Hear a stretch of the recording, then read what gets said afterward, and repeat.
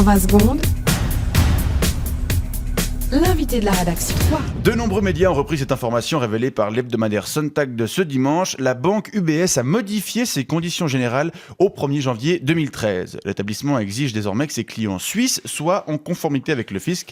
Autrement dit, que leurs avoirs déposés chez elle soient déclarés.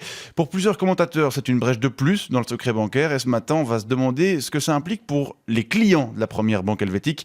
Renaud Péclard, bonjour. Bonjour. Vous êtes entrepreneur dans le canton de Vaud. Oui, Péclard Cheminée à Mato. Je suis un réseau individuel, indépendant. Et vous êtes titulaire d'un compte au noir auprès du BS. Oui, exactement, comme la plupart des Suisses. Je dois avoir dans les 200 000 balles dessus. Ouais. Comme la plupart des Suisses. Oh, bah, oui. Vous avez pas de compte au black vous-même? Non. Oh, ouais, vous êtes trop jeune, mais à partir de la trentaine, il y a tout le monde qui a un compte au black.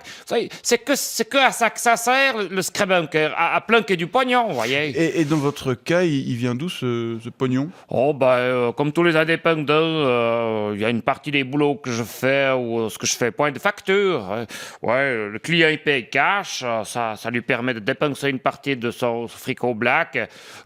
Puis moi, je lui fais un petit rabais, puis tout le monde est content. C'est à ça que sert le système du secret bancaire, vous voyez, à arranger les gens. Ouais, mais vous n'avez pas peur de vous faire choper? Oh, mais il n'y a pas assez de monde qui bosse aux impôts pour s'intéresser à des types comme moi. Ouais, puis je vous dis, tout le monde fait ça. Alors, s'il fallait redresser tout le monde, ça prendrait un temps infini. Infini, ça prendrait. Et alors, ce changement des conditions générales du BS, est-ce que ça vous inquiète? Bon, ça change rien. Rien du tout. C'est juste un avertissement.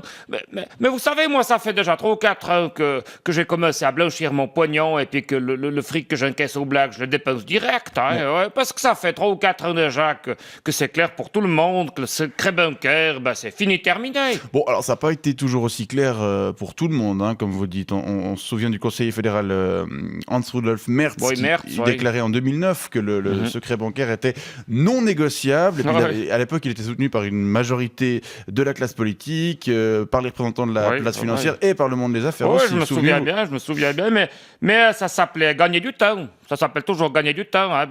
Mais personne n'était dupe, à part peut-être lui. Il était chaud, merde. Non, mais vous savez, quand il y a le monde entier qui est contre vous, vous n'avez pas le choix, il faut courber la Chine.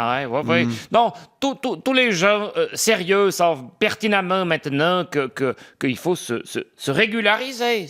Il n'y a pas le choix, il faut se régulariser. Et comment vous faites-vous pour vous régulariser alors? Je fais ce que mon banquier m'a dit. Il m'a conseillé texto, Monsieur Péclard, chaque année, vous transférez un cash, 10, 20 000 balles de votre compte au black sur votre compte déclaré, et personne n'y verra rien. Ouais. Et puis dans 4 ou 5 ans, que la loi aura changé, et puis que le fisc aura accès automatiquement aux données bancaires de tout le monde, je serai clean. Et puis de toute façon, si jamais je suis pas clean, il y aura une amnistie fiscale, c'est sûr. Pourquoi de toute façon? De toute façon, parce que sinon, il faudra mettre les 3 gardes suisses en tôle, et puis elles sont déjà pleines d'étrangers, alors il n'y aura pas la place pour tout le monde, et puis il n'y aura pas des cellules assez luxueuses pour les politiciens, parce que les politiciens, eux, ils en ont tous aussi un de compte au black. Ouais. Et puis c'est pas 200 000 300 000 balles qu'ils ont dessus, l'équipe.